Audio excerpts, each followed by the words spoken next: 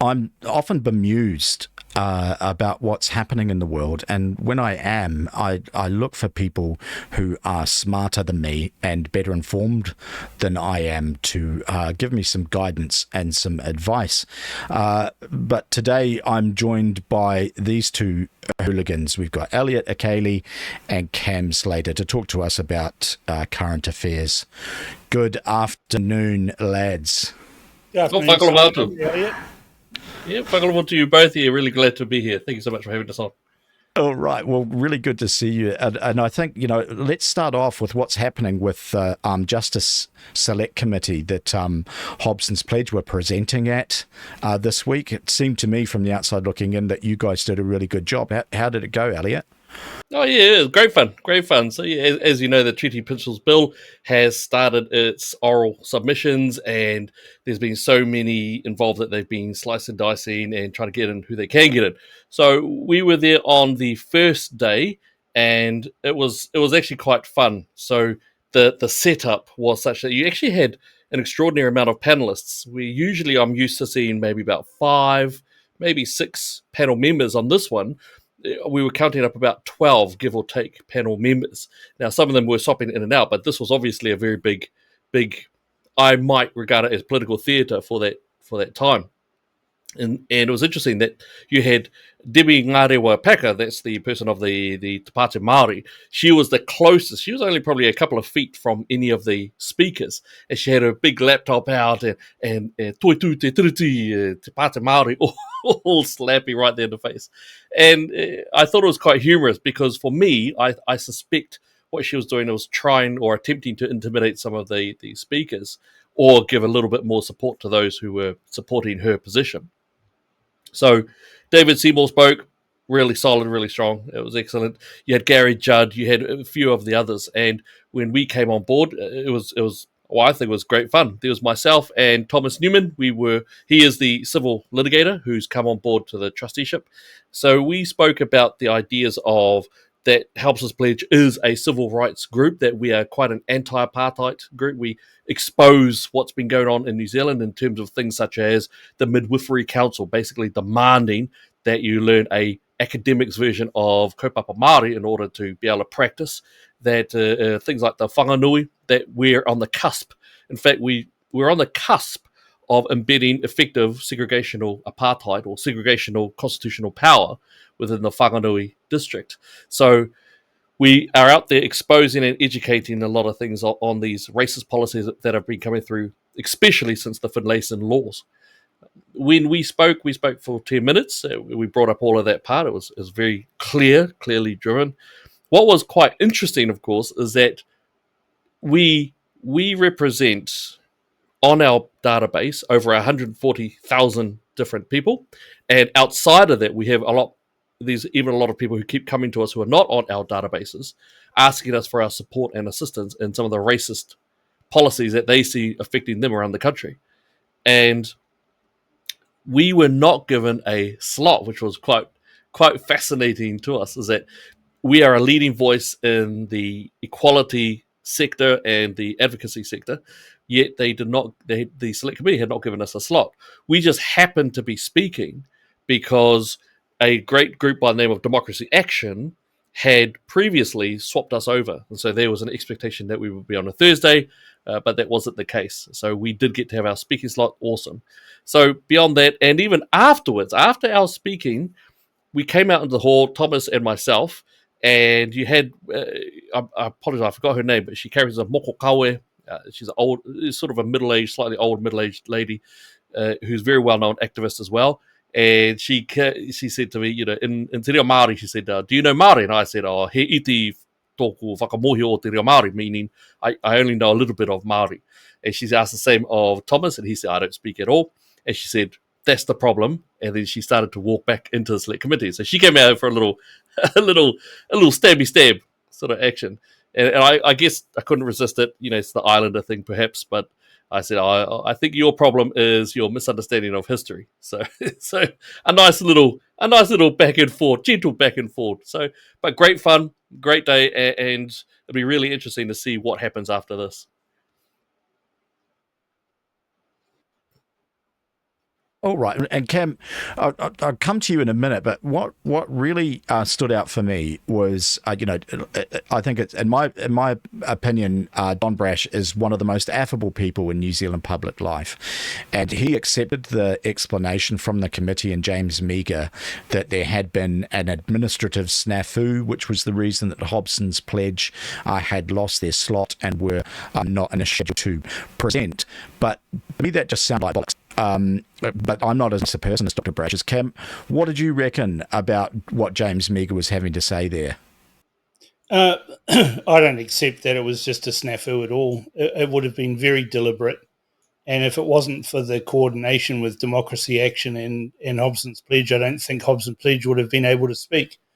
Here's the thing, right? It's a National Party chairperson. It's mostly National Party people on that select committee. The National Party has a 30-year history of selling out New Zealand to iwi interests. They always have, and they're going to do it again. I mean, this is the thing that astonishes me about this whole debate is you've got Christopher Luxon, who is sitting there being woker than woke, saying, no, we're going to kill this bill. We're not going to, we're only going to support it to the first reading. And after that, we're going to kill it. So there's no point in getting upset about it. But there's 300,000 submissions. That shows that this is not something that should be swept under the carpet by a bald-headed woke whoopsie who waves his tiny little hands around thinking he's the boss and playing a boss move. We live in a democracy. And that's the problem I have with the opponents of the bill. Not that I'm totally in support of that, and I'll explain that in a little bit. But the opponents of the bill don't want to have a vote. They don't want democracy because they're scared. They despite organising this massive protest and orchestrating 300,000 submissions, they don't want to vote. Right? They do not want to have a referendum on this because it'll go the same way that The Voice went in Australia. It'll go the same way as everywhere else. Most Kiwis are fair-minded. And what we've seen since that's built up since 1975 when these changes were made to the Waitangi Tribunal and the changes were made in legislation that talked about these amorphous principles that don't even exist in the treaty. And yet we've got laws that are being promulgated by various governments over time, and National's just as bad as this as Labor is. They put in there, we're going to respect the principles of the treaty. There are no principles. It is a simple one-page document with 3 very simple articles. There are no principles around that. What David Seymour is trying to do is to have to actually codify this and have some sensible legislation that says if we're going to have principles, these are the principles. And like everything the ACT Party does, it's an academic exercise where reality doesn't actually enter into anything. And that's why I'm opposed to the bill, not because I agree with the racist party, which is, you've got to admit that the Te Pāti Maori is the biggest group of racists in New Zealand, and Willie Jackson's right up their bum as well, right? They're just racist. They think they've got this moral, physical, and genetic superiority to every other person that arrived in New Zealand by one waka or another. And that's the point here, right? We're being told that they're indigenous to New Zealand, yet their own oral history says they came from somewhere else. They talk about when they recite their pepeha and they go through which waka their family arrived on. That's telling you right there, they're not from here. They're from somewhere else. And so, we've got a combination of woke, liberal, guilt-ridden white people that have feathered the nest of these racists by allowing stupid things to happen. And John Key and Chris Finlayson sold us out, sold the whole country out by signing us up to the United Nations Declaration of Indigenous Peoples. That UNDRIP signature opened up where we're at now. because it told Maori that they're Indigenous. And I know John Key, he signed us up because he was under the belief that there's no Indigenous people in New Zealand. It was a trap and he fell into it. So supposedly one of the smartest politicians in New Zealand fell into an easy trap, which we're now having to suffer the consequences of. So we've got this academic argument that we need to have these principles. And here's why I oppose the Treaty Principles Bill. For a start, it's not going to be entrenched. There's no possibility of it being entrenched. You need 75% of Parliament to vote in favour of it. Entrenchment means that it can't be changed unless 75% of Parliament votes to change it. So we've got a simple bill that will, if it was passed, if National supported it and it was passed, there is nothing stopping a future government from saying, well, you know, we've got an act now, the Treaty Principles Act. We don't like those principles. So with a simple majority, we're now going to change the principles. The slippery slope is real. And it is very arrogant of David Seymour and his supporters to think that this is going to solve anything. In fact, it will actually make things worse. And that's where Winston's whole argument is, there are no principles. We don't need a bill to set principles out. What we need is a bill to remove all of the mentions of principles in the law, and that's it. Right? The Treaty of Waitangi is a historic document, and it's got about as much interest to anybody else as, I don't know, the Treaty of Versailles, for example, or the Treaty of Maastricht, or any other treaty that's out there. There cannot have been an overarching Maori sovereign at that time. And we know that because we've got hundreds of iwi leaders signing this document. So this argument that Maori didn't cede sovereignty, they're saying if that's the case, all of these iwi and hapu led by chiefs were still sovereign after signing that. Well, it's bollocks. It's total bollocks because we had the establishment of a parliament. We've had a follow-up at Kohimarama that reaffirmed the treaty. We've had endless debates. We've had Suraparan and Ngata look at it. We've had all of these amazing academics look at things. It's only since 1975 that we've had this bollocks come to the fore that there's these principles of the treaty. It's a nonsense. But I think it's a debate worth having, and I think it's a debate worth putting to the people. Make it a binding referendum, but they don't want that. The white, liberal, guilt-ridden hand-wringers like Luxon and all his, Chris Bishop and Nicola Willis and all of the sellouts of the National Party, they don't want to vote because they'll be scared by how that goes. So, I think this is actually doing damage to New Zealand society. It isn't as damaging as what Ardern did by enabling these racists to have this inflated idea about how important they are. But it is doing damage to New Zealand. Yeah, I'd like to back up what Cam's saying about. I think that's actually a massive problem in New Zealand, is that you've got a real strong focus where you've got white guilt just that's pouring throughout society. I speak a lot with people, and it's always undercover, always off the record, and there is a strong sense that they want to. And even when we start these conversations about it, the thing I always hear from those who are Caucasian or white, European, whatever, is I think that the treaty is a good thing, and I think that I like it, Māori, and I've got Māori friends. Our conversations always end up starting with that, whereas my position is that no, just they're racist, the policies are wrong, the policies are racist. Just go straight to that, and it's endemic within the communication style of many people who I talk with, that they are afraid, they're terrified of being labelled as a racist, and it's a very pervasive cultural shift that's been put into place. I work with sites and I work with corporates. So I work with those who are on our construction sites, demolition sites, all that sort of stuff. And on the other side, I work within the corporate sphere. The difference is night and day, not just by physical activity, but by the culture. On the sites, you'll have Fijian, you'll have Indians, Filipinos, Samoans, Tongans, You'll have people Maori. from England itself. You'll have Maori. We chat, we mock each other, we have a laugh, and then we sit down and we eat together, we work together, and we have teamwork together. You go to the corporates, there is such an amount of polite veneer covering over a deep sense of utter fear, true fear.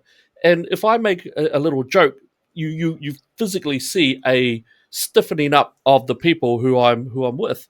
And when you are able to, on the rare occasion, break through that, they admit they're afraid. And it is fear that permeates through all these different echelons of society. It's fascinating that the places where they've got quotas, It's worse in government. I mean, Oh yeah, yep. here's a test for you, right? If anybody works in local government or government, even major corporates especially, they'll have a meeting. They love meetings, right? Small businesses don't have meetings, right? We just don't. Yep. Big corporates love having meetings. And guess what in government? So guess what they start these meetings with? A karakia. Now, if you were a Christian business corporate leader, and you said, right, well, before we get started on this meeting, I'd just like to have a prayer to our Lord and Savior Jesus Christ. There would be howls of outrage. There would be protests about that CEO. He'd be drummed out of a government organisation for daring to mention it. But someone who's got a little touch of the sun can say, we'll have a karakia, and no one says, you know what, stick it up your ass. Nobody says that because they're scared. They're scared to have a conversation. And this all leads to where I think we're going to head shortly. But this is because of all of this woke DEI bullshit that has pervaded Western society, where someone with colour is accepted for what they say, no matter what they say, or how outrageous or racist or bigoted that it is. Everybody this is the problem with Kiwis, is everybody is so busy trying not to get along, so they don't want to upset anybody. So they go along to get along, and then we end up in the situation that Elliot's taught, where people who are actually working on the tools or working with different cultures and things like that on the ground have a different point of view from what the elites have got. And this DEI rubbish needs to end. It's this woke bullshit that has been suffocating Western democracies for decades, 20 years or more. Right? It is infested everywhere. And that is the problem that we've got, because they all sit there and think, well, I'm in my $200,000 government paid job, and I can work from home most of the time, which means I spend a lot of time at the coffee shop in Kandala rather than in the office in Wellington. And all the people that I associate think this is all wonderful. It's bollocks. It's not the real world. Lads, I think you're right. There is that sort of that hesitancy, in which both of you have described as fear.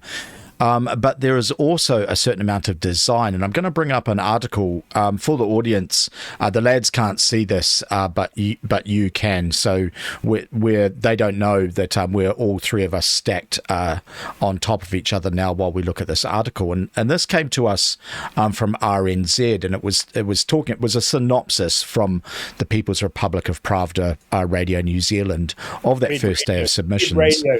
Red Radio, as the lads say. So it is a far left extremist point of view. But there was this bit, there were a couple of bits that really struck me. And the first bit that I wanted to get both of your reactions to was talking about two previous treaty negotiations ministers speaking out in opposition. And the article reads, submitting on behalf of the New Zealand Bar Association. And I think that's critical.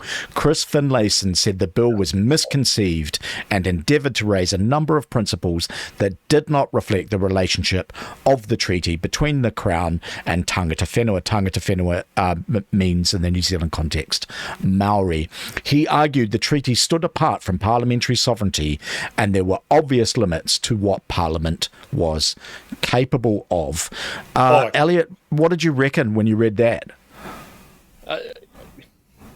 Chris Finlayson I do not understand where he gets his understandings of history from. He is utterly incorrect, and even in terms of his legal standing, I'm not. I come from 20 years of doing a lot of youth work and stuff like that. So I'm another deep thing on this. But no, I'm sorry. The Treaty of Waitangi was never a founding document. The only time where it started to enter into law was, as mentioned before, 1975.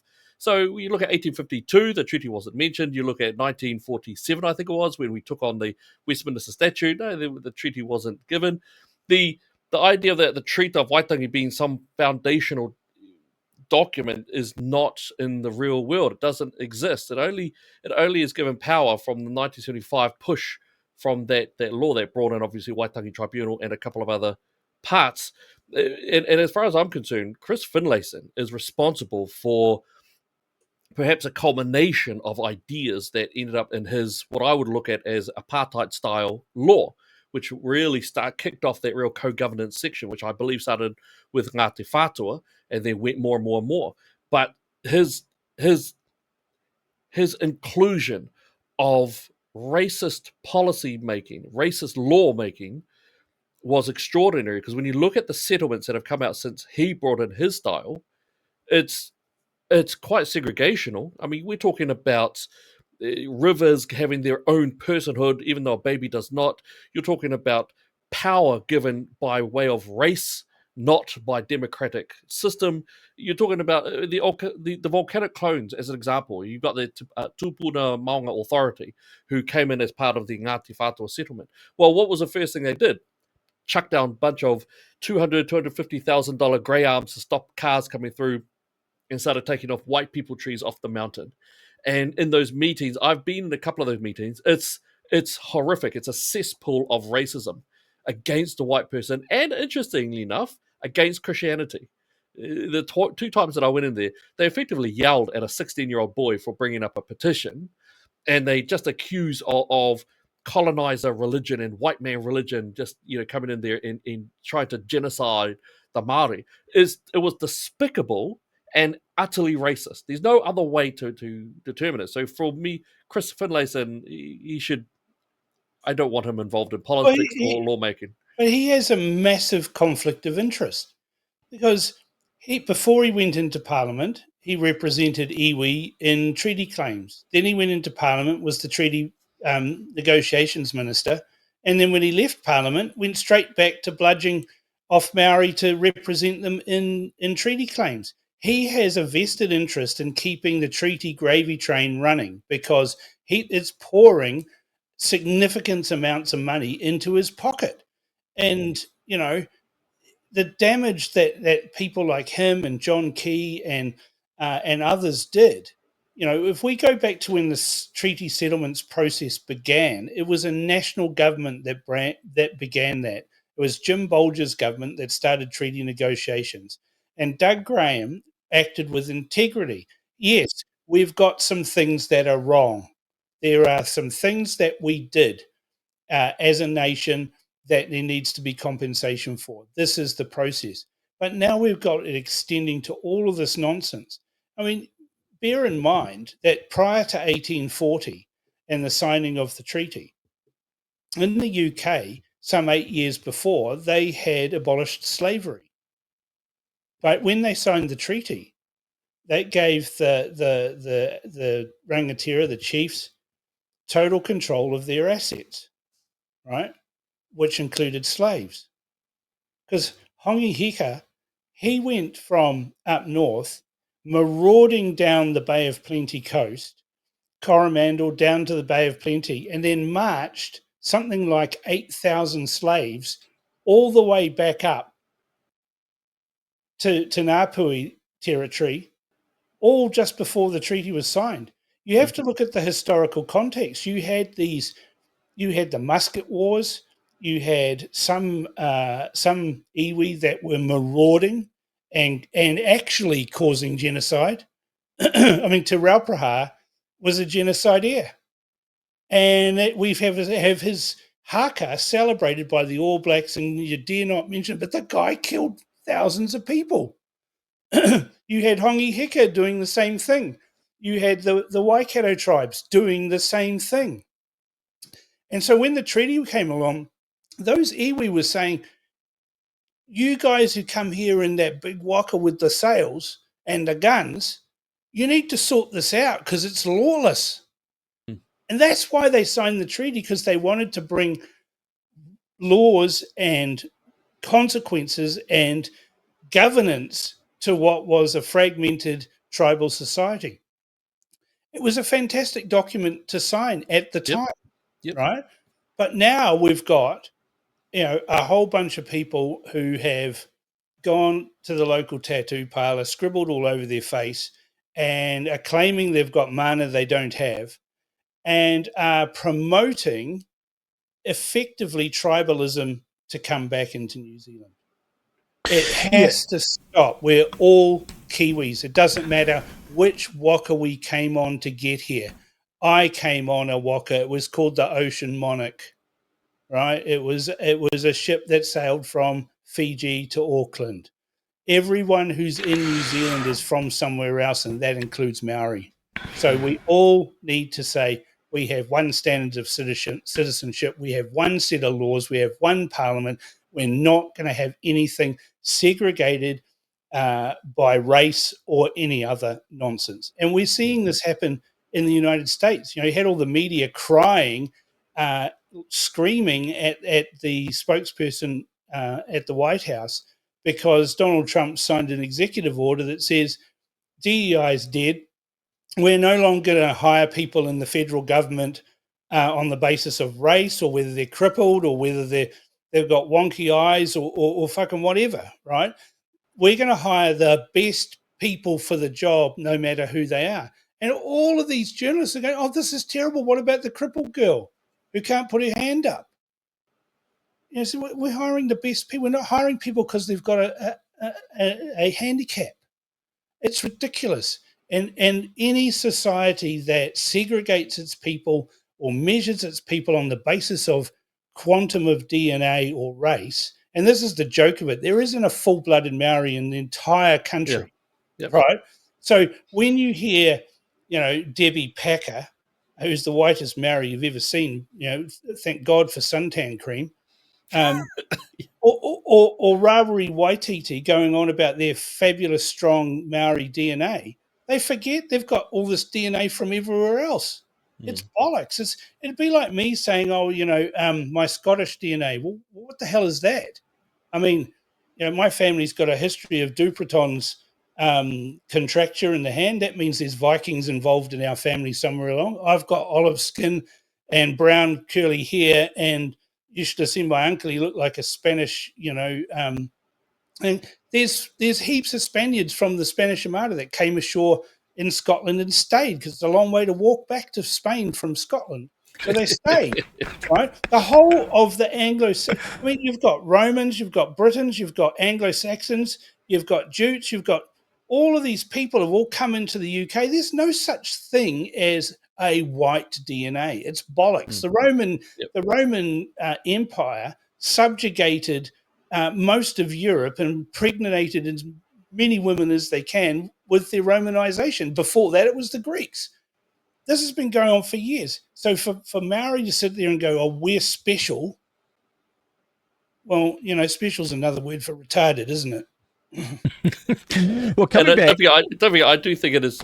I do want to point out that I love. There's a lot of Māori who I work with, and it's interesting. But the ones who are making the loudest noise are the ones who are taxpayer funded, and they've got taxpayer revenue streams just pouring into them, or they also have taxpayer paid positions of power. And so that whole idea of this being about power and money is so golden style here. They want us all to shut up, obey them, and pay them, and that's what we need to stand up against. That's very true. And sorry to jump in there, lads, but I did want to make that point for the audience. Hobson's pledges oral submission to the Select Committee, the Justice Select committee in Wokington was well worth watching. And Elliot was joined by young Thomas Newman, who's a solicitor. And I thought his presentation was also very thoughtful and well considered. And I think that, I listen to what he has to say, and I'm aware of the work that he is doing, trying to get some of the vested interests within the legal profession to actually stand up and say, no, we don't like what is going on with this stuff. Now, I'm bringing this up in the context of the fact that Chris Finlayson was submitting to the committee on behalf of the Bar Association. Now, solicitors and barristers that I talk to are extremely concerned about doing anything around this issue, about saying to their professional bodies that no, they don't believe that tikanga should be mandatory inside our schools, that no, una jagos introducing apartheid in prosecution guidelines is wrong, because there are serious professional consequences to that stuff. And I think that, I was really impressed with young Thomas's submission, and I'm really impressed with the work that he's doing, looking to actually provide an alternative for professionals within the legal profession to actually push back on some of the stuff. So, Elliot, are you aware of this stuff? Can you give us a bit of a view on what Hobson's Pledge and perhaps the Free Speech Union is doing in that area? Yeah, so there's of course, alongside things like local government, local democracy, and things like the midwifery and some of the DIA stuff, you've also got now in the law situation where there's a push to make tikanga as acceptable as sentencing and or within judgments being done within the courts. Now, this, of course, is entirely problematic, because there is no such thing as a list of tikanga, and there is no such thing as one tikanga for the New Zealand. It might be tikanga for Te Atiawa or Ngāti Rarawa or Tuhoi. So different tikanga for different parts. And even tikanga itself, what is tikanga? Well, tikanga generally is the accepted norms. It's culture. It's made up culture that changes with time. How And do when you, you got how do you have a set of laws that change with time based on That's field? right. And yeah, based off your field, because they're also the experts in tikanga.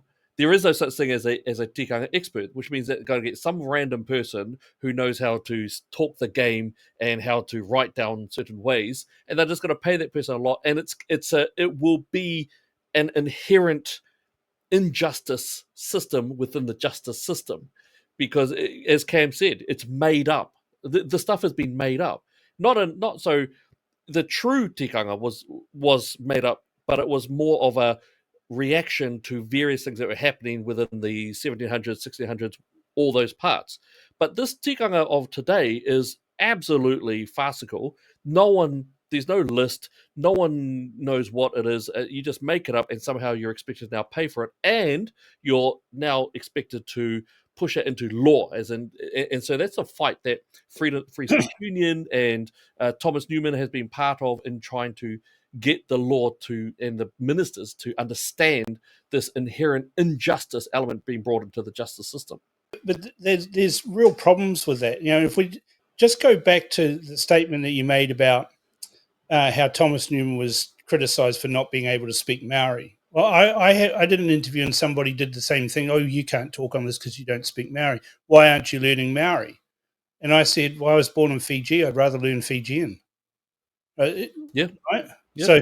So that's of more meaning to me for learning than it is in understanding where I was born and the people that I shared my place of birth with, other Kaiviti. So that's more important to me now. There's this creeping thing that comes in that Maori are wonderful no matter what. We've got tikanga, whatever that means. Now, bear in mind, they didn't tip up in New Zealand until about somewhere between 1300 and 1500 AD, and didn't advance from then, right? They came here. They were a society that lived on the coast largely. They ate everything that was in that area and then moved on to where there was more food. And so there weren't this whole bullshit story about how they were great conservators, how they looked after. Well, where's the fucking mower? Right? Where are they? Well, they got eaten, didn't they? But they tipped up here between 1300 and 1500 AD and were a Stone Age society. They couldn't boil water. They didn't have pots. They didn't have metal. They didn't have the wheel. What was happening in Europe in between 1300 and 1500 AD? Right, well, you'd got through all the Viking raids from 800 AD to about 1066, because ultimately the Normans were originally Vikings. Those are key points in history. If say the Normans or the Vikings had tipped up in New Zealand, and there was a few Maori here, we wouldn't be having these discussions anymore, because an adze and a piece of wood doesn't do too well against chainmail and steel. So you've got a society that we're being told, we're being gaslit, was this wonderful, amazing, peaceful, coordinated society that had tikanga and laws and all bullshit. There was a tribal society where might was right and the strongest survived and the rest were slaves. That's what they lived in four huts. You're exactly right. And it's this woke narrative of the noble savage fallacy, which is permeating through. And I don't know if you guys are very familiar with Islamic jurisprudence. And there's an issue within Islam. The way their jurisprudence works is unlike in Western legal systems where law evolves over time. A problem you have in Islam is that the highest authority is judicial decisions that were closest to the Prophet's own lifetime. So if there's any sort of disagreement in law, the ultimate authority is actually, is coming down to Islamic courts and Sharia courts from the 6th century. And this is an issue that many Islamic scholars say, okay, well, look, how do we have a renaissance in our judicial systems if we are not capable of evolving them? And I think that this is one of the issues that we have with the problem with the noble savage fallacy and this woke mind virus that, as Cam says, that you had this pristine Maori society and legal system where everything worked extremely well, when in point of fact, as Cam rightly says, that is not the case. But coming back, I'm bringing up this article because there was another piece on this that I'd like to read to you guys from the submission that Hobson's Pledge made. And this is Elliot and Thomas being quoted. On the third principle, Thomas said, equality was essential for a just and harmonious society. Free and equal people in a democratic society are allowed to be different, to value different things, and to lead different lives. Understanding this should deal with much of the fear that people have about what the passage of this bill would mean. However, Hobson's Pledge said the second principle in the bill was critically flawed and could come into conflict with the other two principles. That's effectively saying New Zealand will treat people equally, but not really. That is not equality, said Elliot. All right, Cam, what did you reckon when you read that? Look, I agree with them. We have to have a society based on equality, and we clearly don't have a society that's based on equality. There are special favours for the special people, and we've got these politicians, hand-wringing, liberal guilt politicians that, I mean, you can remember it during the terrible COVID years. Oh, we need to vaccinate Maori first. Why? Oh, because they're vulnerable. Well, if you keep telling people they're crippled and vulnerable and need protecting, and we need to wrap you in cotton wool, and we need to do this, and we need to pay you a bit of extra money for well, you're sending signals that these people that these people are stupid, right? That they can't think for themselves, that they can't make decisions. So we're going to wrap you up with this colonial white guilt, wrapping around you. Oh, there. Oh, poor brown person. Oh, you can't make up your mind about anything. So we're going to do it all for you. You're going to get vaccinated. That's what goes on. We've got special grants in housing for Maori. We've got special stuff happening in health for Maori. We've got a whole department for Maori affairs. We've got a Maori television channel. We've got all of these things for a group of people that make up about 10 to 12% of the population. And even that 10 to 12% of the population, their genetic makeup says that they're mostly something else anyway. It's bollocks, and we need to stop it. If you want to learn Maori, go learn Maori, right? Like, honestly, no one's stopping you doing it. We're not genociding you. I mean, the simple fact you're growing in population says that that's bullshit anyway.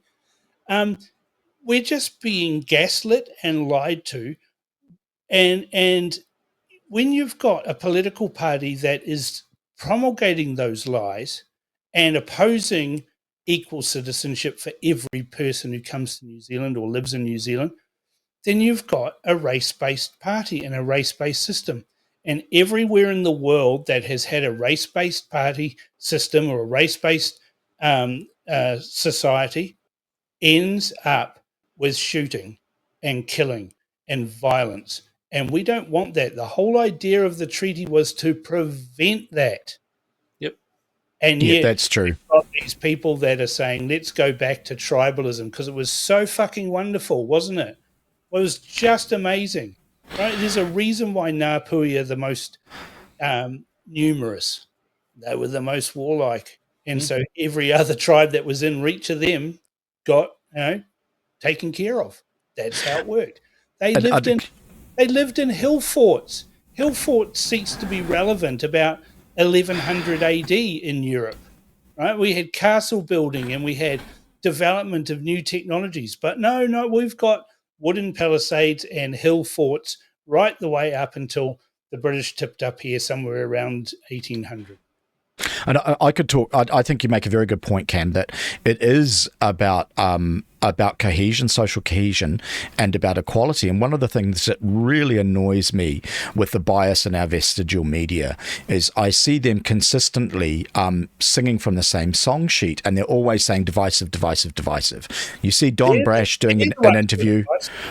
Yep, or you see Elliot being interviewed on these issues, and it's or David Seymour. It's always you're being divisive. Why are you being divisive? Conversely, you never hear those same journalists say to a Chris Hipkins or to a Debbie Packer or a Rawiti ask the question, "What don't you like about equality?" And I don't like that double standard. Davidson, right? Yep. They're racist.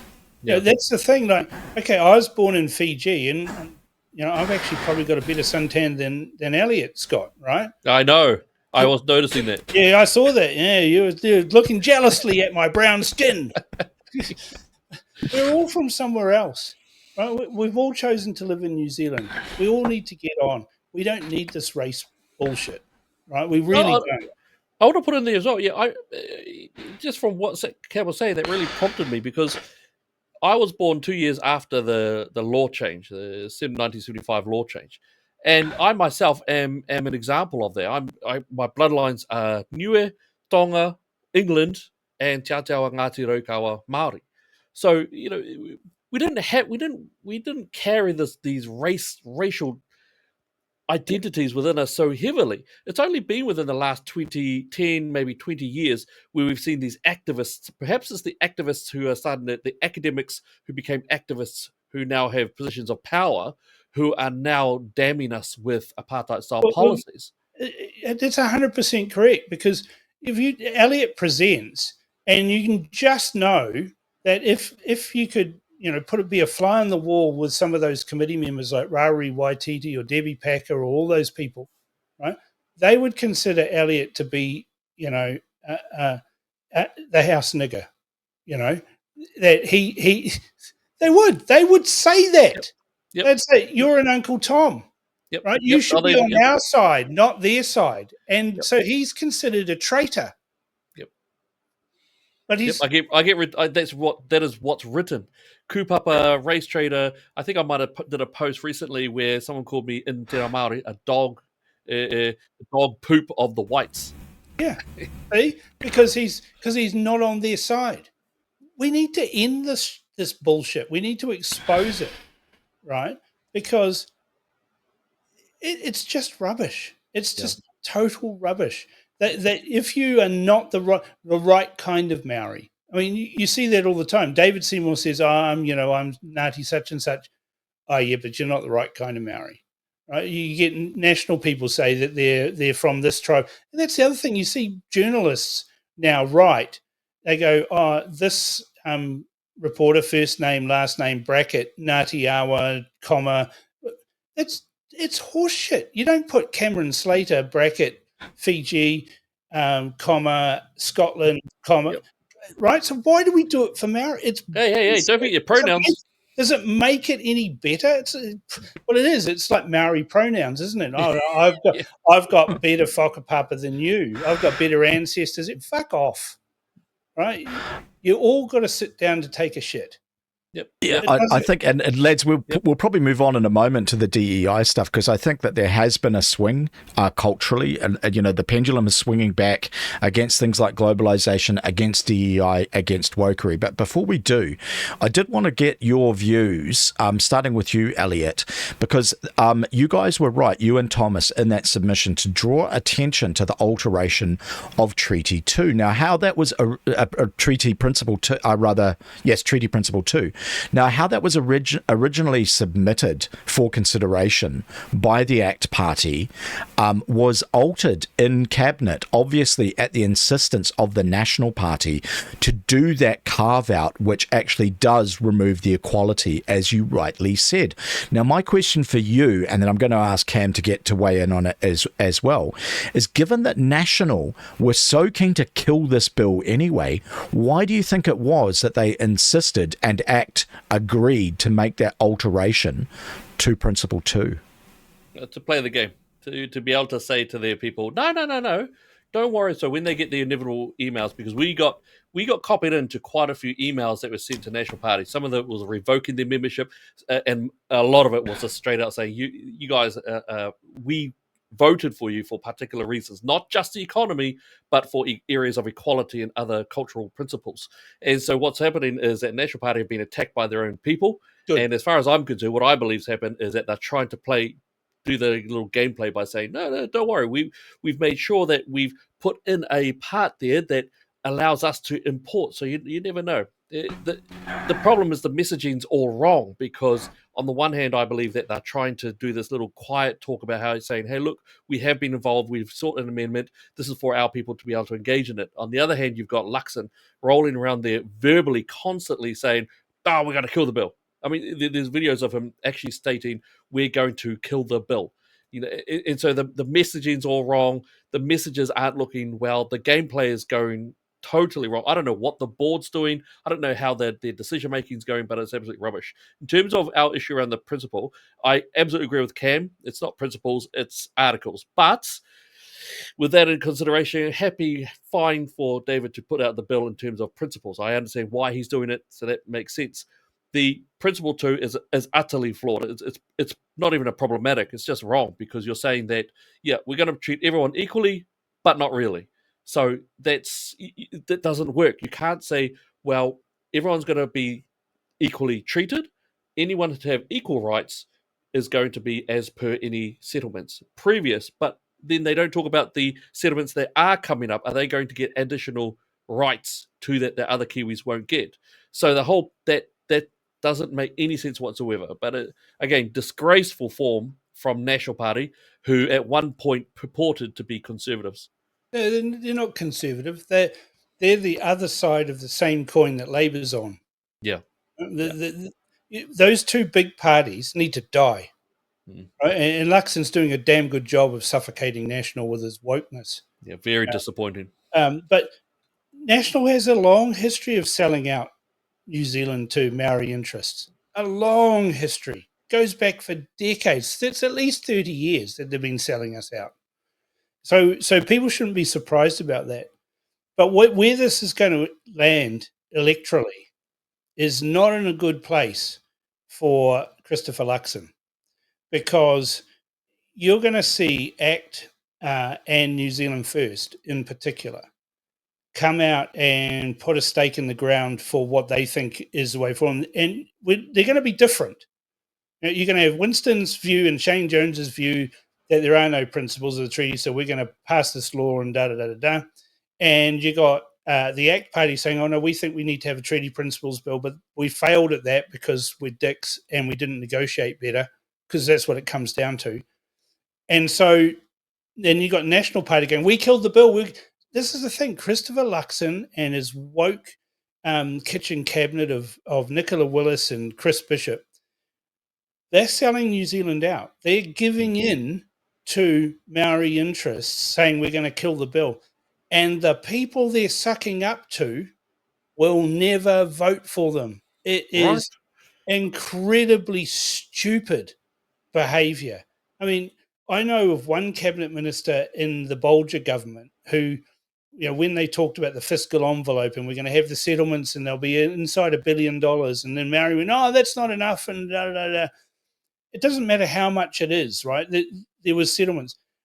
But I know a cabinet minister who was running a spreadsheet with some algorithms in it that calculated just exactly how much money National needed to give to Maori to ensure they got no votes. Because the more National gave to Maori in the treaty settlements, the less votes they got from that area. So it's ridiculous.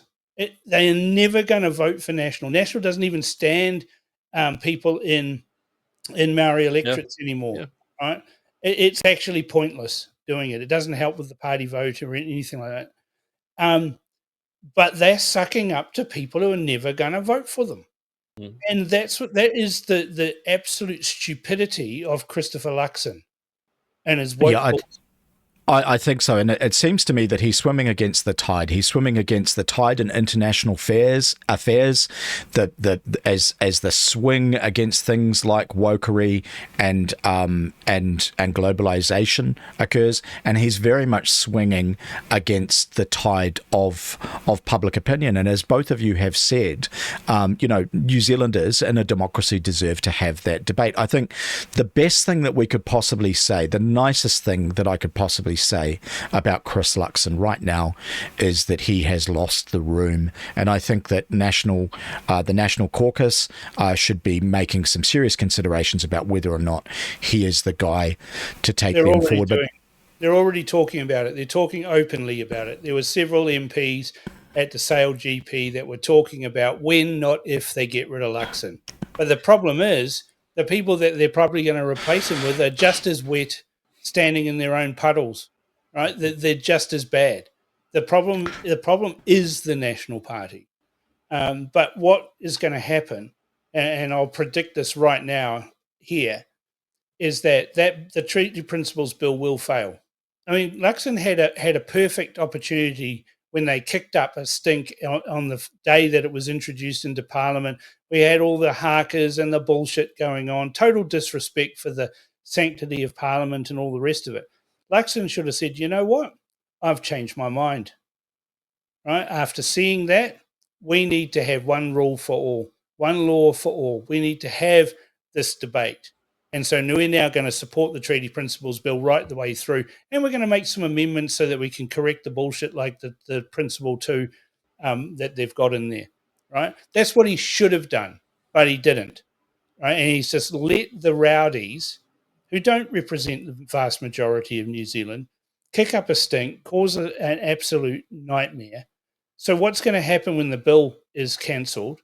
I can tell you right now that from what I understand, there is already a wording for a referendum written that will be put to a citizens initiated referendum, and they will get the 350,000 votes that they need to force that referendum onto Christopher Luxon in a New York minute.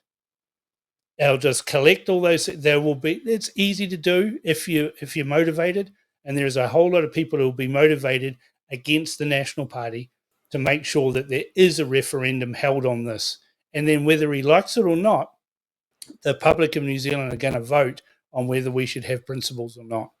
And Right. Well, a similar thing happened to David Cameron in England, right? Rather in the United Kingdom, David Cameron with Brexit, right? There was it ended up costing him his career by standing against Brexit as a Conservative leader, and it reminds me of that. What do you reckon? There's a bit of an issue here, because if you can get the parliamentarians, if you get the politicians to make a referendum, great. However, we can't have a citizens initiated referendum. I think that one will fail, but it will fail not because people don't want to really speak on this in a sense that says no, all people should be treated equally. Rather, there's a lot of fear in New Zealand. I've been part of a couple of discussions on this particular topic where you've got some people who really want to push for a citizens initiative referendum, which is going to be a similar number, that whole 350,000 people signatures. But the problem is, you'll get some areas where they'll engage respectfully, where some will sign yes, some will sign no, no problem. But in many, many different examples, I live in South Auckland, for example. In probably most of South Auckland, once you know this person over here with a clipboard is getting signatures for starting the referendum on the TPP or the co-governance stuff, as soon as you do that, give it about less than an hour, give it about half an hour, you're going to get people hanging around causing havoc and bullying anyone who walks up to that person with a clipboard. See, I wouldn't do it that way. I would use social media and go, here's the form, fill it out and sign it, email it, here, scan it and email it. Then you haven't got that hassle, right? Mm. You make it It's easy. not bad, actually. I mean, that's not bad. That's have a website, right? Yeah. Stop the treaty nonsense.co.nz. Whatever. You do need to have because you need to have. I might be wrong here, but my understanding is that you have to have a physical copy of signature and whatever detail. You can do all of that. You're right. If you could just print it and email it in, scan it and email it in, and with a declaration that's valid. Courts accept scanned documents to be submitted into court. So you do it that way. You wouldn't put people on the street there. You'd be better off to put someone on the street or at a mall, an Albany Mall, or somewhere like that. Yeah, that's fair. That's a fair point.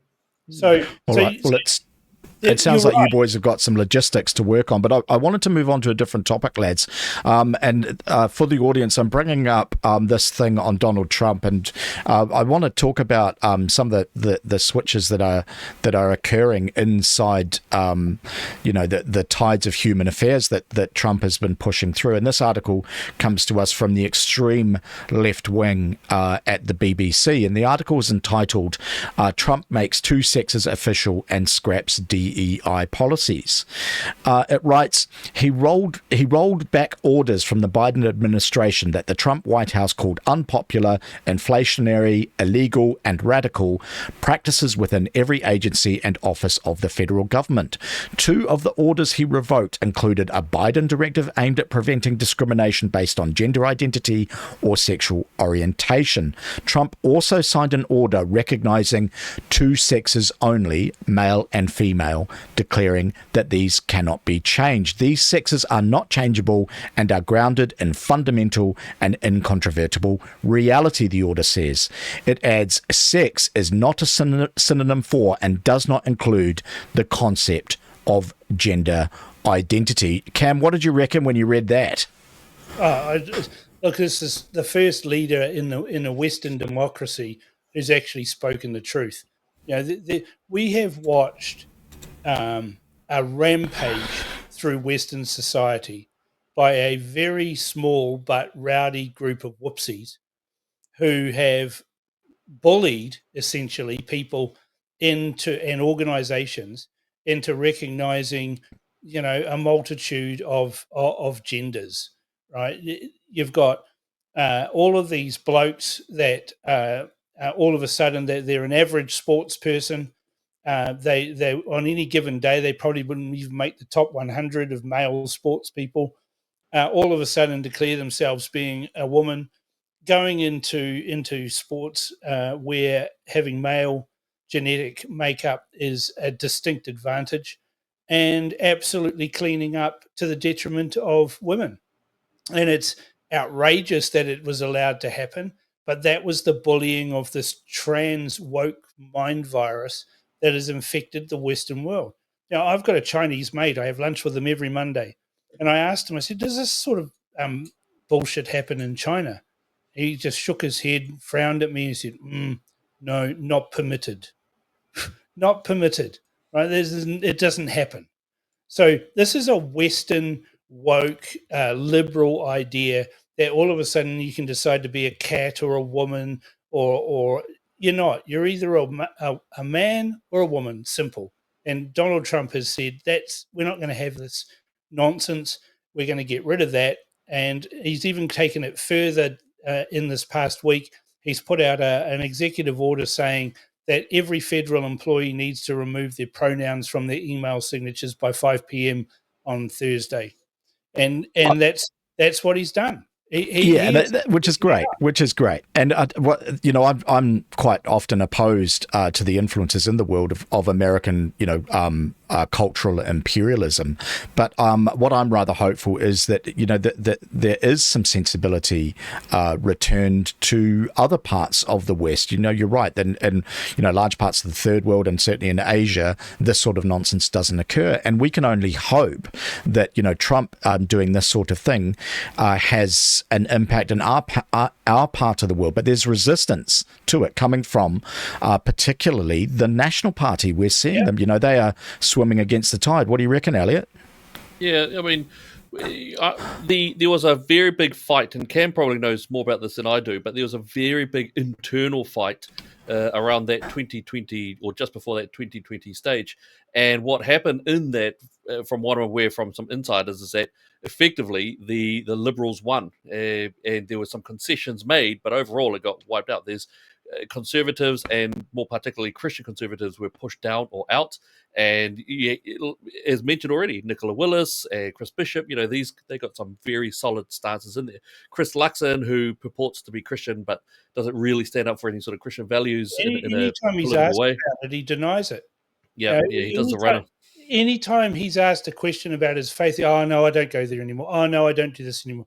He's not a Christian in my book. A Christian is someone like me or like Elliot. We say we're Christian. We try and live to those ideals. We miss the mark from time to time, right? That happens. We're human, right? We make mistakes, but to claim you're a Christian and then deny it when you're asked by the media, that's again just Christopher Luxon, running with the hounds, and he wants it both ways. He wants to be virtue signaling that he's this or that or something else, and it's just bullshit. And he's not reading the room. On January the 20th, the world changed. Right, the impacts are going to be profound, and National hasn't woken up to that yet. Yeah, they haven't, and we're seeing that on DEI. We're seeing that.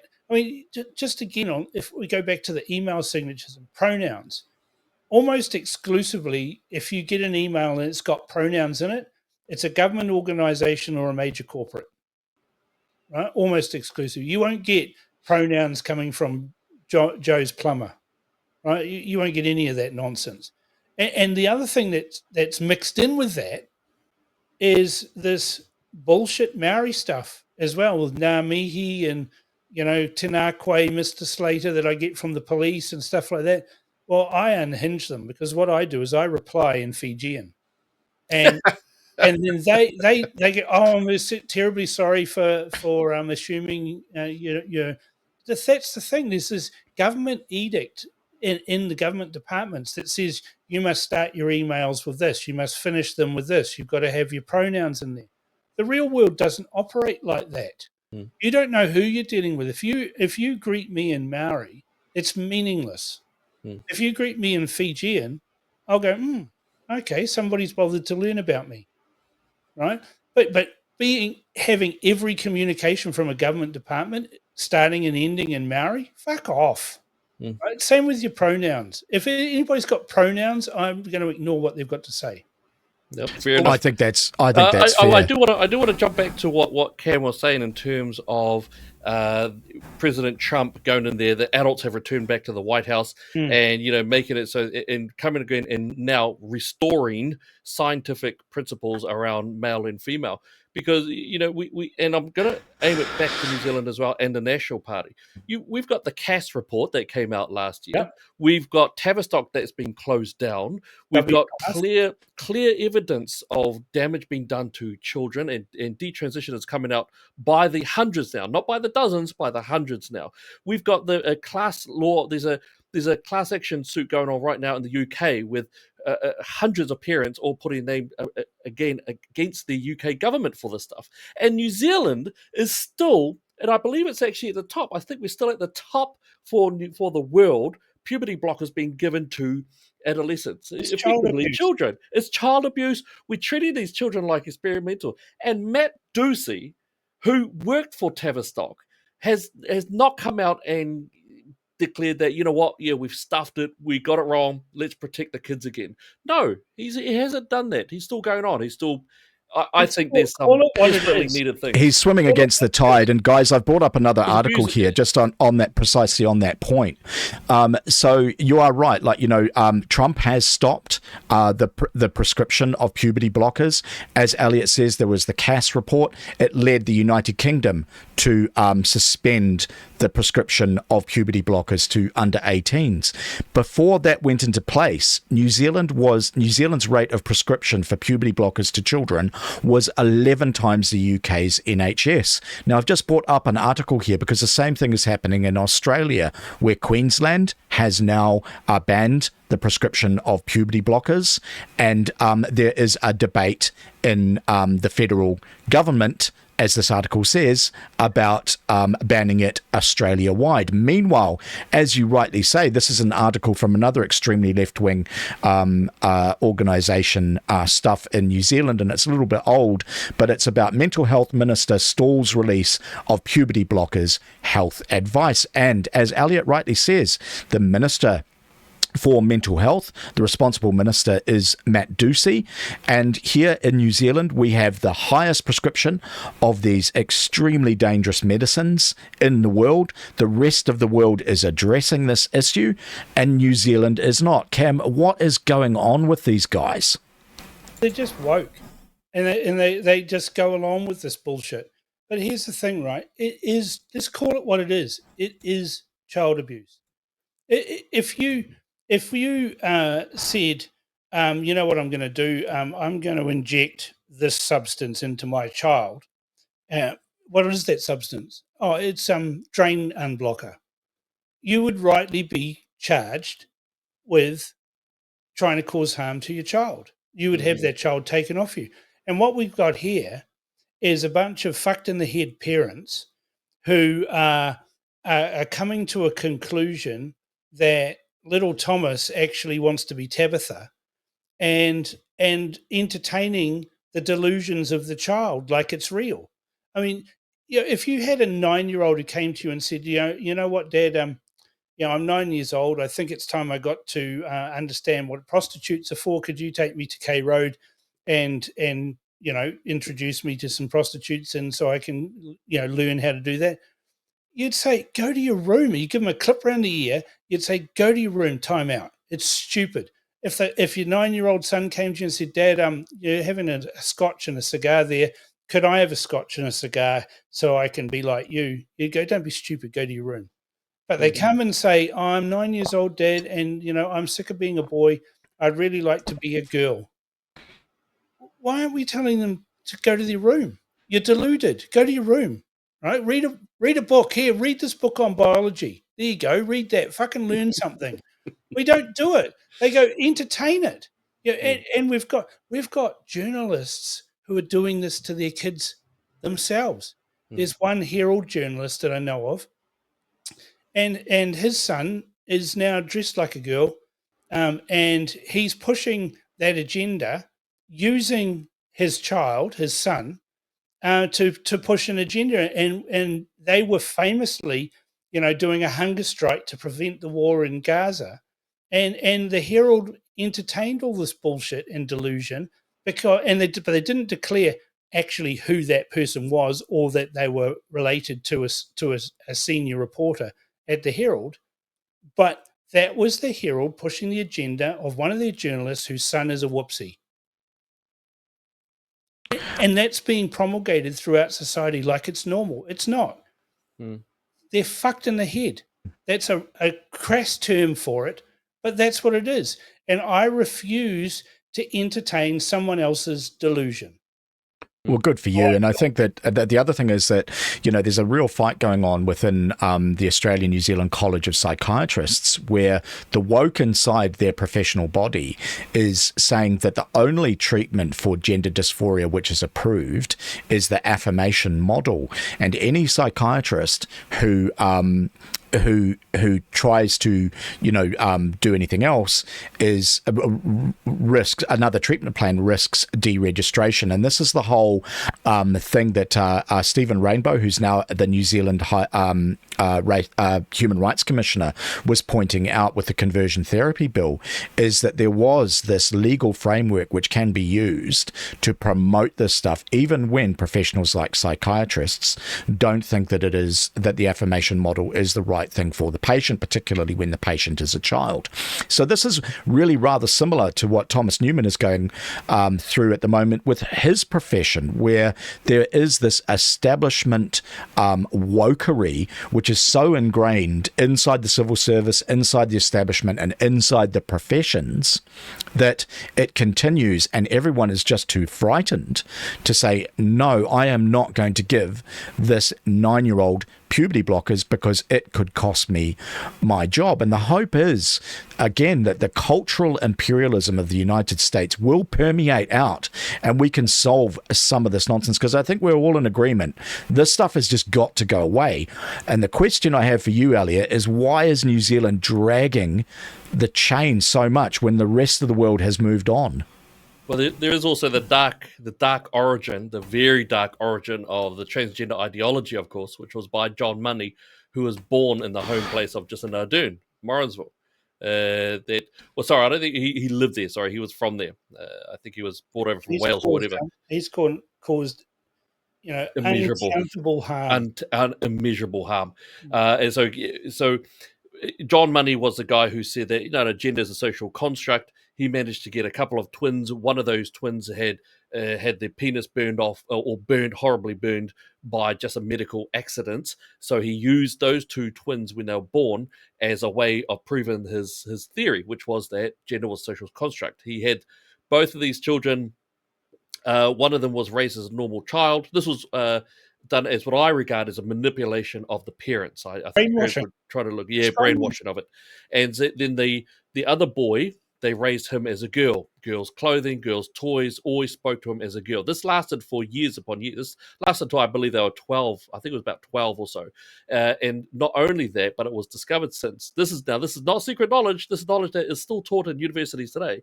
He would go there with a bunch of researchers, and without the parents there, have the two boys have simulated sex areas towards each other, as in they'll rub up against each other, they'll have sex with the clothes on sort of scenario, perform styles of fellatio, things of that nature. It's disgusting. This happened quite a few times. They eventually told the boy that because as he was growing up, even though he was being treated as a girl in every single way, it was going wrong. There were massive problems, dramas, all that situation.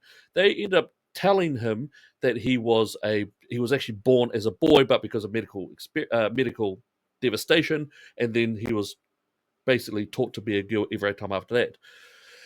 Very tragically, they really suffered throughout the rest of their life, eventuating in the brother who was a normal boy. He ended up ODing on drugs and he died. The boy who was raised as a girl, he ended up killing himself with a shotgun blast.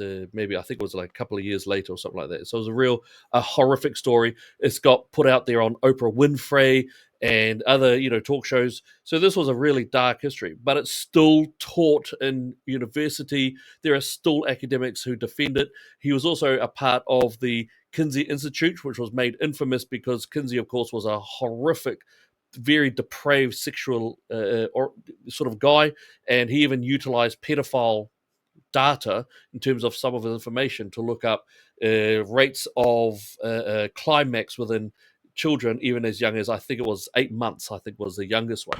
So these are dark histories that are not hidden, they're not secretive, but academics take this on as a positive. As far as I'm concerned, I absolutely agree with Cam. It's child abuse, and it needs to stop. I think you're absolutely right. Well, the other thing that Trump has done that I thought was pretty cool was pull out of Paris. And I've brought up an article here. I'm sorry that I'm presenting you guys only with left wing sources, but here's the New York Times. Here's the New York Times saying Trump orders a US exit from world's main climate pact. President Trump on Monday signed an executive order to withdraw the United States from the Paris Agreement, the pact amongst almost all nations to fight climate change. By withdrawing, the United States will join Iran, Libya, Yemen, and as the only 4 countries not party to the agreement, under which nations work together to keep global warming below levels that could lead to environment catastrophe. No mention there from the New York Times about countries like China and India. The next thing I have for you is a press release that comes to us from the lads at the Taxpayers Union. This was released on the 31st, so 3 days ago. It's entitled, Simon Watts just harpooned the Prime Minister's Going for Growth plan. At 8 p.m. last night, time presumably to avoid pickup on the morning news shows, Climate Minister Simon Watts released New Zealand's 2035 nationally determined contribution to combating climate change under the Paris Agreement. The target, which locks unavoidable agricultural emissions into New Zealand's international targets, are even more ambitious than the 2030 targets made when Jacinda Ardern James Shaw flew to Glasgow. They will cost taxpayers literally tens of billions of dollars in penalties. And now the third and final article I have for this is actually Simon Watts, the responsible minister. He's a member of the National Party, actually crowing about this on social media. And let me read you his post on the X platform. He writes, last night I announced New Zealand's second international climate target under the Paris Agreement, reducing emissions by 51 to 55% by 2035. This target is both ambitious and achievable, ensuring we do our fair share while driving economic growth. Cam, what do you reckon about that nonsense? Well, how? 50% of our emissions are agricultural in New Zealand. If it's a problem, it's not. We're 0.0019% of world emissions. Why the fuck are we virtue signaling when China and India and the United States and numerous other massive countries aren't doing anything? It is ridiculous that New Zealand is beggaring ourselves, paying money to technocrats in the EU, effectively a tax on New Zealand society. For what? I mean, here's the thing, that we were told that global warming or climate change or whatever fucking term they want to call it, it's a scam. And the wonderkind businessman, the great multimillionaire corporate man, Christopher Luxon, hasn't read the tea leaves. He hasn't read what Vanguard is doing, what BlackRock is doing. They have bailed out of climate change bullshit because guess what? It doesn't make money. It doesn't work, right? It requires subsidies to make things work. If you've got a business that requires a government subsidy, you don't have a business. Because if that subsidy disappears, so does your business. And that's what climate change is, all this bullshit is all built on. But here's the next thing. Is Christopher Luxon so concerned about climate change that he sold his beachfront property on Oneitangi at Waiheke Island? Of course he fucking hasn't, right? Has Obama sold his beachfront property in Hawaii? Nope, not even remotely. Has Al Gore sold his properties, right? No, none of them have. And what do we all do in winter in New Zealand and Australia when it's winter here? We get on a plane and we go and fly to somewhere where it's 30 degrees and it's 12. Now, we can cope. with 12 degrees in New Zealand, perfectly okay with a jersey on, right? We can go to Fiji or Hawaii or Thailand or any tropical paradise that's out there, and it'll be 18 degrees warmer, and we cope. We get off the plane and we fucking cope, right? Warming of the planet by a 0.9 of a degree is fuck all. It changes like that overnight. We have a high during the day and we have a low during the night, and we cope. It's not a big deal. They talk about, the Greenland ice sheet will melt. Oh, I saw a thing on X the other day where this scientist was poured back into a bottle by another scientist saying, well, you're talking about 10 million cubic meters of ice melting every day in Greenland. Well, Greenland's ice sheet is this, and did all the calculations, and it was like something like 100 trillion tons, and it's shedding 10 million.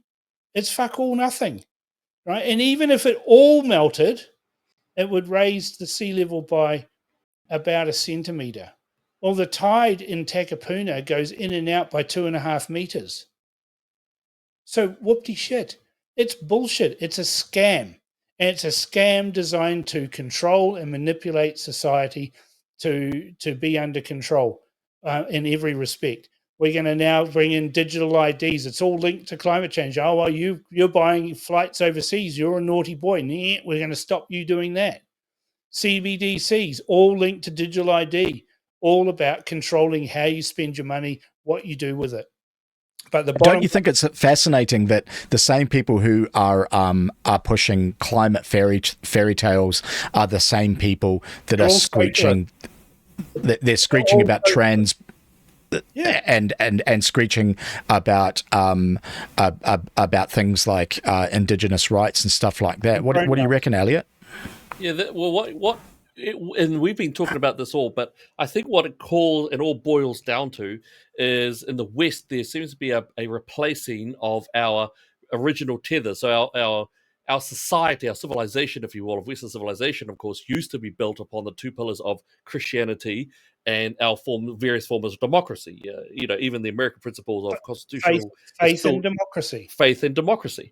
Whereas now, what you're seeing is a gradual replacement of that with UN doctrine and UN agenda items, and so it gives that as a objective morality. So if you look at the abortion laws, the climate change principles, the transgenderism, the way that child are being sexualized, it all boils down to the UN doctrine of what the UN's engaging in. And that strikes me as well as quite amazing because the UN is entirely taxpayer funded.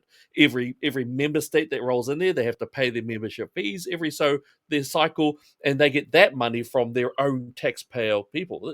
You're talking about a place which I've seen it on a couple of occasions. It's mighty, it's massive, it's huge, it's beautiful, but it's all entirely taxpayer funded. So I used to disagree with it being called a scam. I used to disagree with it. I used to think that politicians around the world were just incorrect and maybe some were trying to seek funding and all that. I now totally agree. I'm on board with the whole climate change is a scam. I totally now agree with Cam 100%. I think it is a pure scam that is involving of a huge amount of money. It floats directly into policies that UN wants. Therefore, UN workers get it. Therefore, UN heads get it. And those membership fees just keep on pile on and on. This is, at the end of the day, money and power. And something which I don't usually mention is I went to a UN event in 2017-18, and in there was about 40ish speakers, and I went to the area there. I had a little lanyard. They put me straight through immigration as soon as they saw my lanyard.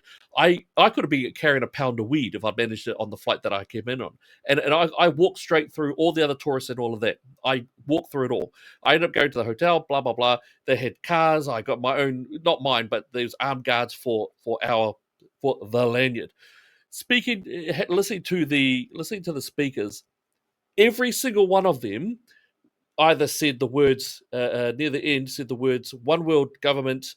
We need a global administration that is required to be the United Nations, or they said new one world order. These are three terms that we're used to seeing on crazy sites, on tinfoil hat crazy sites. There were these speakers, and all of them were ex-heads of states, ex-prime ministers, presidents, and they were saying it. And there's this famous picture where it's got a group of Germans in there, and everyone's doing the Nazi salute, and then there's one guy who's got his arms folded, right? And we all like to think that we're that one guy with his arms folded, and you know what? I believe that as well. That was not me. When everyone was clapping like a trained seal, I was a trained seal. I was clapping along with them, and I can say that I'm deeply embarrassed about my position on that. But every single time they were saying the words, they were saying new one world order, UN global administration. They were saying it. They were stating it right there. I ended up going into the back to have a chat with just the waiters and stuff like that. But chilled to the bone with so many others who were absolutely gleeful, and that was 2017, 2018. That was shocked to the bone, and they were saying the words that we mock. I mocked. So climate change scam. UN is attempting. Well, it's effectively replacing the Western civilization objective morality with their own agenda items, and we need to do something about that. They're creating these cults, right? Because that's what they are. Climate change is a cult. Trans things are a cult. Yep.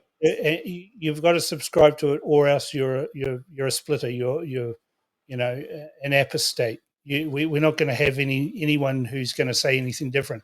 This is the problem with globalism, And I look back. You recoil at some of the things that you went to and were involved in, Elliot.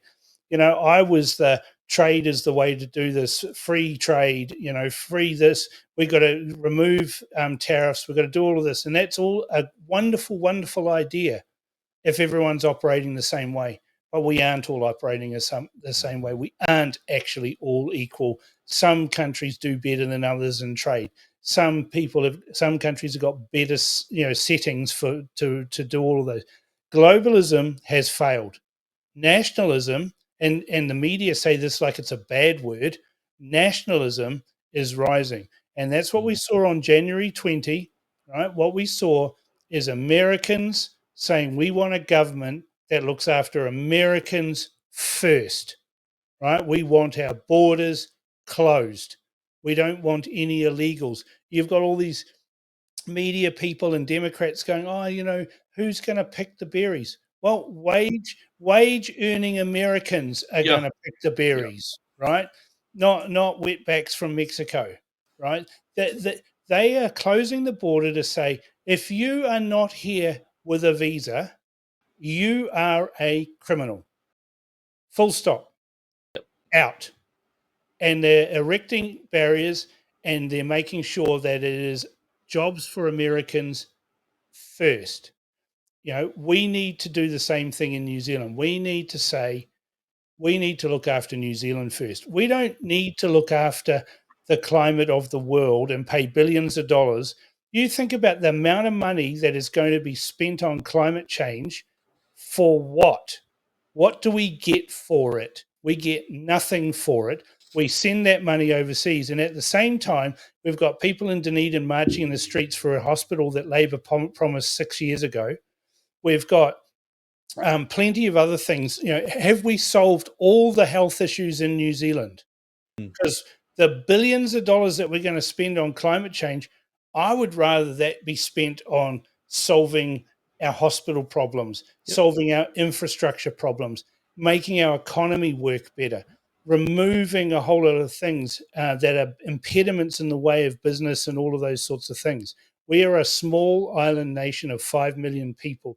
We cannot afford to beggar ourselves on the altar of the Paris Climate Agreement. It is bullshit, and it is part of the globalist regime where we fall into line or something. Yep. No, and that something is always or something.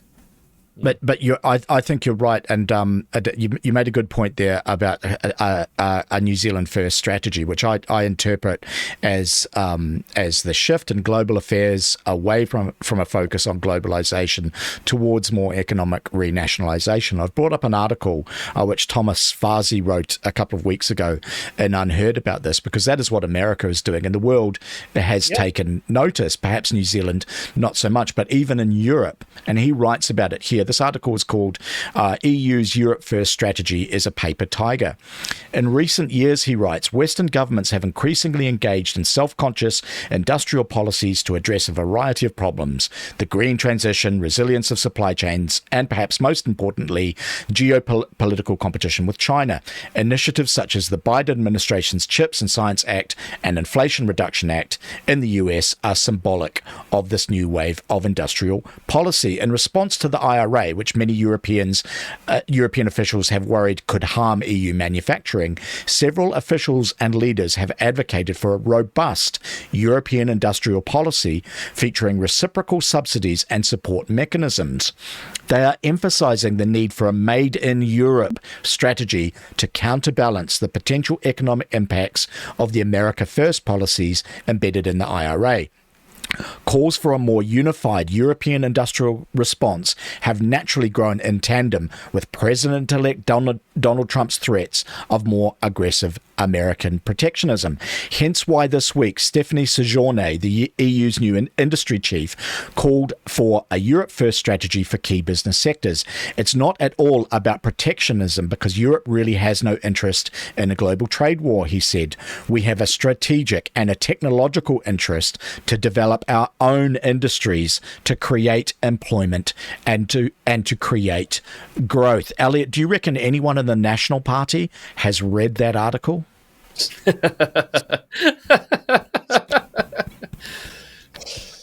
No.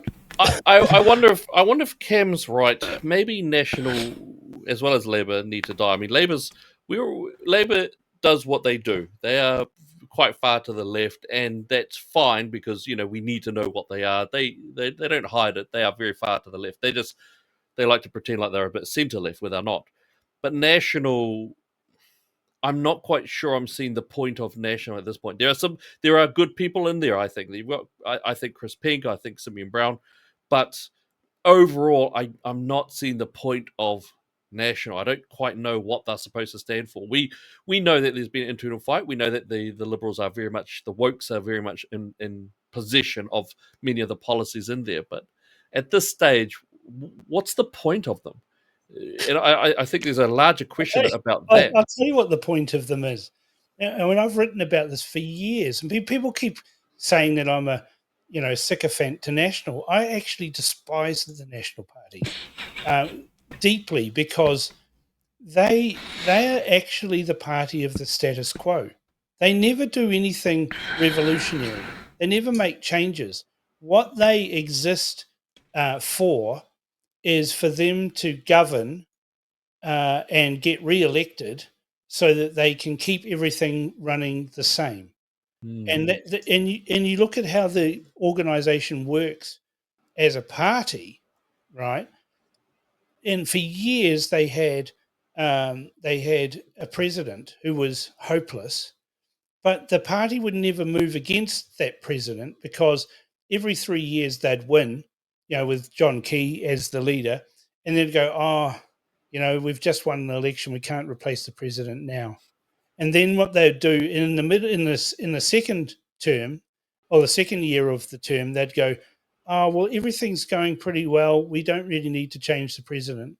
And then in the third year of the term, they'd go, oh, no, we can't change the president because if we did that, it would show that the party has disunity in it. And so they sat there with a president for nigh on 12 years who did nothing. And that is the National Party to a T. If you look at the 9 years of John Key's government, what did they actually do?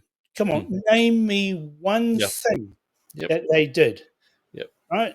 You look at Christopher Luxon. What has he achieved? And you've got all of these people who vote red or blue, and they're just as bad as each other. And they say, oh, no, we need to have a Labour government because they're not national. And the national people say we need to have a national government because we don't want Labour in. It's nuts.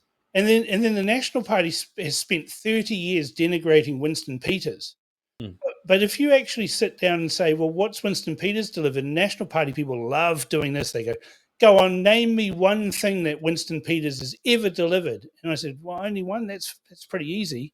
The gold card. The one that you use every weekend to go to Waiheke and go to go for your Wednesday boozy lunches at Waikiki. You can thank Winston for that every time you get on there, right?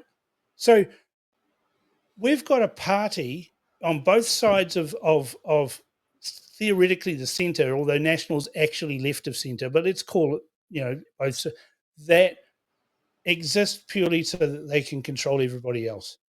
I think you're right, and you're right, Cam, that they're managerial and they're technocratic. But I think there's another international example which National would be wise to take heed of, and I think of like the Republican Party, the party of Charles de Gaulle in France, the Natural Party of government. They're the equivalent of National in New Zealand, or the Conservatives in Great Britain. So they have been, for the past 70 years, since the end of World War II, the government most of the time. They got 9% in the last general election because Rassemblement National, the party of Marine Le Pen, ate their lunch. A similar thing is happening in Great Britain, where the Conservatives had their lunch eaten by Reform. Reform is now the number one most popular party in Great Britain. And first past the post means that doesn't reflect very well in terms of their parliamentary party. But the point I want to make is that National should look at those international examples and say, hang on a second here, the tides of man are shifting. The approach that we've taken to be pretty much the Labour Party, just better managerially at implementing policy, is not what the people want. There has been some polarisation occurring, and overseas parties like us are going out of business. Yeah. You've also got, don't forget, Italy. You got Italy. We've got, I think it's Argentina. So you've got, good examples. Where you've got nationalists who speak the truth directly to the people. They get elected. I'll tell you what's going to happen at the next election, which is next year. You're going to see New Zealand First once Winston's no longer the Deputy Prime Minister. So around July this year, he's going to cease being the Deputy Prime Minister, and he's going to start cutting up rough. And he's going to start putting a stake in the ground, because he's sitting there with his strategists looking at how the world's changed, how the media are the enemy of the people, and he is going to start talking directly. He's already doing it. Shane Jones is already doing it. They're going to start talking directly to the people where there are large audiences that the mainstream media do not cater for. I'm talking podcasts, podcasters, alternative websites, those sorts of things, and using X.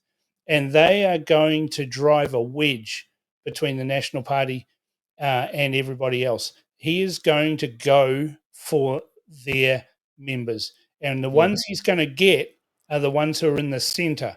The ACT Party, they'll make a similar play, but it'll be a bit ham-fisted like their last election, where they focused entirely on Winston and boosted his vote in the process. But they will do the same thing, and the people who are on the right of the National Party will go to ACT. And then we could end up having what I consider to be a dream scenario for a new government. And that is one where each of the three parties is pretty close to each other and they have enough to govern. But no one party is a lot bigger than the other two. And I think we'll end up with a better government if there was more people who are willing to vote for New Zealand First, and more people willing to vote for the ACT Party, and less people willing to vote for the National Party. I think you're right, but I think it will happen. Yeah. All right. Well, look, lads, we've been going for almost an hour and 3/4, so we should probably wrap up. But I thought I'd come to you, Elliot, to just get a reaction on that, on a prediction of what you think is going to happen at the next election, and maybe some final thoughts. Yeah. I have to say, I'm absolutely agreeing with Cam. What I would like to see is what I think will happen as well, which is that I believe that Winston doesn't muck around. Winston he's a tiger. See, when he does come off that, David Seymour will be really enjoying the deputy prime ministership. But outside of that, New Zealand First are closest to my ideological position, and I believe that they've gotten rid of the wokeness that they had in 2017. So that's great. I think that's excellent, and I think I'd put my support behind New Zealand First at this stage.